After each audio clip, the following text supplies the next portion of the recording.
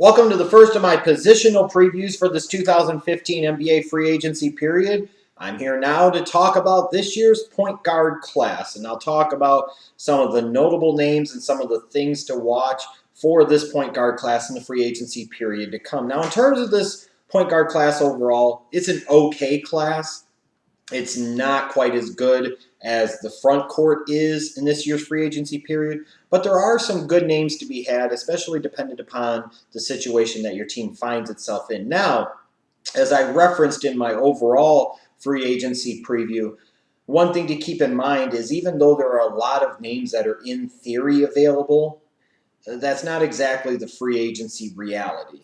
Many of these names will ultimately be re signed by their teams, and that's just the way it's going to be.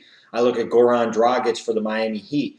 Now, is there a chance that somebody comes in and tries to give him a big deal? Perhaps. But I don't think anybody's going to be able to pay him more than Miami. Nobody's probably going to want to pay him more than Miami. And he's probably going to want to stay in that situation. So I don't even really, per se, classify him truly as a free agent, even though he technically is. Similar to a Brandon Knight in Phoenix, you're looking at a young guy, all of 23 years of age. He seems to be a decent fit alongside Eric Bledsoe in the type of backcourt that the Phoenix Suns like to run. Maybe getting him more familiar with that system and what they do, you'll be able to get more out of him. Maybe he would serve as a replacement if the Suns end up trading Eric Bledsoe this offseason, which is still a possibility. I've heard reports that the Knight and the Suns are about to come to terms on a deal anyways, and that sounds like the best option probably for all parties involved. I look at a guy like Rajon Rondo, though, and I think he's most certainly on the market. Here's a former All-Star, NBA champion, a guy that, can impact a game in theory without having to have the ball in his hands. But you're also talking about a point guard that's 29 years of age that Boston was happy to get rid of when the time came, that Dallas was so fed up with that they made up and manufactured an injury just so that way Rajon Rondo didn't have to play for them in the playoffs. He's a guy that's always been a bit difficult to deal with, both in terms of teammates and coaches and front office executives, whose defense isn't quite as good as it is, and also a point guard that still can't shoot the ball after having been in the league for a freaking decade.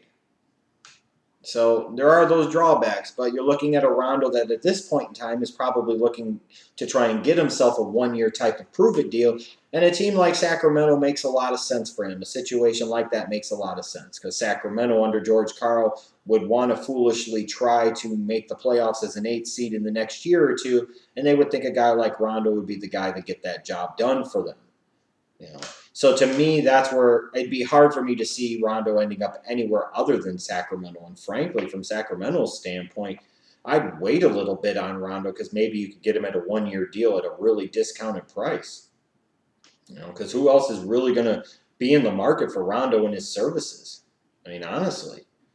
For a while we had heard talk about the Lakers, but the Lakers have Jordan Clarkson. They just drafted D'Angelo Russell. Rajon Rondo makes exactly 0 cents. It really does for them at this point. You look at Reggie Jackson, who got traded by the Oklahoma City Thunder midseason to the Detroit Pistons. It seemed like Jackson was a little more comfortable in Detroit than he was in OKC, especially with his role. But it'll be interesting to see if the Pistons are really ponying up big dough for a guy that's maybe more of a really good bench player, 6-man type of combo guard as opposed to a starting point guard at the NBA level, especially when they still have Brandon Jennings on the books for another year, but might they look to move Brandon Jennings in the last year of his contract? I think, again, Reggie Jackson is another one of those guys. He could have some other potential suitors, but I think ultimately the best thing for all parties involved is probably for him to return to Detroit, similar to a Patrick Beverley for the Houston Rockets. There's no question that Beverley going down to injury hurt the Rockets come playoff time, especially when they were playing a team like the Golden State Warriors. He's that type of red ass that every championship type of team needs. He's a guy that brings something to the point position that the Rockets just don't have. And they didn't really address this position in the draft. He's coming off of an injury. I think Beverley and the Rockets will end up working it out and he'll end up coming back there. But a couple of names that could be on the move would be guys like Mo Williams and guys like Jeremy Lin. I look at a Jeremy Lin, and all the things you want to say about Linsanity and everything else, here's a guy at 26 years of age with some size at the point guard position. He can do some things. He's never going to be an all-star type of player, but he could be a good player and in the right system do some nice things.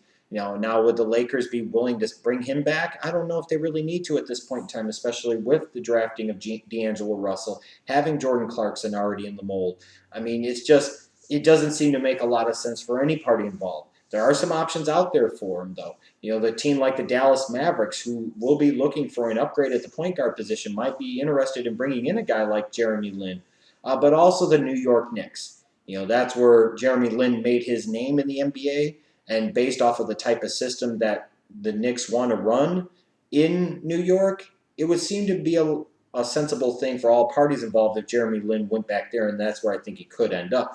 Now, in terms of Mo Williams, though, here's a guy at 32 that's not going to be confused with being a star, but he could be that type of spark plug guy off the bench as a sixth man that could really make a difference for a championship or close to championship contending team. Now, a team like Charlotte might be interested in retaining his services, but you could have somebody like the Cleveland Cavaliers come sniffing around. Yeah, they've got Dellavedova hitting the restricted free agent market where they can match any deal, and maybe they'll just end up going with him because they like what he can bring to the table in terms of being a backup point guard that gives them some grittiness, gives them some toughness. But a guy like Mo Williams doesn't have to have a lot of appeal for them as well, because you're talking about a guy that has experience, has playoff experience, that has played with LeBron before, so there's definitely a comfort level there. And a guy at this stage of his career that's a little more comfortable with the role that he has, a guy that understands what he can bring to the table and sometimes what he doesn't need to bring to the table. So I wouldn't be surprised for a name like Mo Williams to be a guy that gets a little bit of talk in the free agency period. He's not going to be one of the big names you hear about, but there could be a few teams with their mid-level exception that would be looking to bring him in, and the Cleveland Cavaliers most certainly might be one of them. Although with all the contracts that they have to worry about, they're going to have to re-sign Tristan Thompson. They're going to have to re-sign Kevin Love. They're going to have to re-sign LeBron James, maybe J.R. Smith and or Iman Shumpert. It's just really hard to envision, and even maybe a Dellavedova, it's really hard to envision how a guy like a Mo Williams ends up fitting in. It really is. So again, when you look at this free agent class and you look at a guy like Austin Rivers, even for the Clippers, is he really going to play anywhere other than with his daddy at this point in time? There are a lot of names out there, but a lot of these names I just don't envision ending up trading places. I think Rondo will be with a new team in 2015 for sure. I think Jeremy Lin will probably end up with a new team in 2015. Maybe Mo Williams, but maybe not. But other than that, it's just going to be a lot of guys that end up getting re-signed and end up getting pay raises from their current teams. That's about it.